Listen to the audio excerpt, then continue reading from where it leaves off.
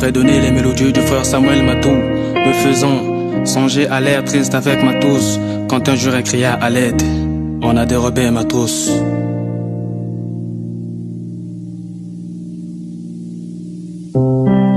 C'est par là que débutent les hostilités atroces d'un gosse conduit dans les conditions miséreuses. Tout malheureux, à l'âge de 3 ans séparé de ses parents, mais miséreux.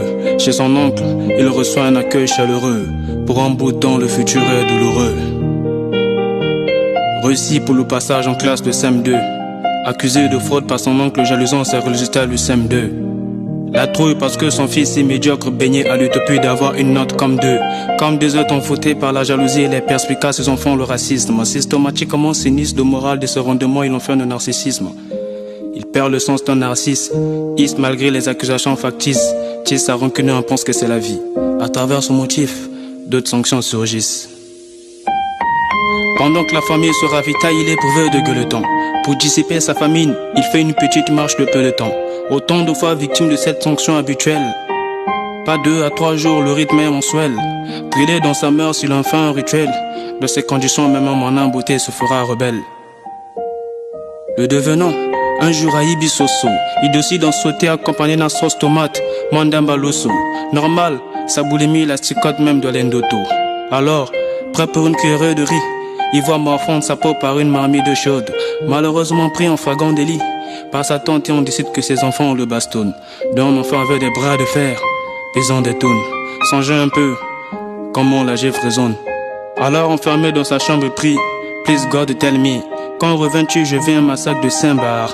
Tell me, telle vie se demande pourquoi sa souffrance s'accroît. Et pourtant c'est censé que le Christ a se faire prononcer sur sa croix. Alors un jour le Benjamin, touché par cette mélancolie, ne trouvant quoi manger, lui donne du miel en coulisses. Sauvé par sa tante et dramatise. Viens voir chérie, tel gosse parmi nous ne mérite de vivre. À son âge il devient alcoolique. Alors c'est une sous une bourrasque balancée à la porte, mise en colis. Juste t-shirt caleçon troué, mise en colline. Effrayé par le silence de la nature, il fait des coliques. C'est là-bas qu'il passe son enfance jusqu'à ce que Moana, acolyte. Acolyte d'une union, il revoit son école en pauvreté. Pas pour un régime pédagogique, pour vendre les pauvres du thé.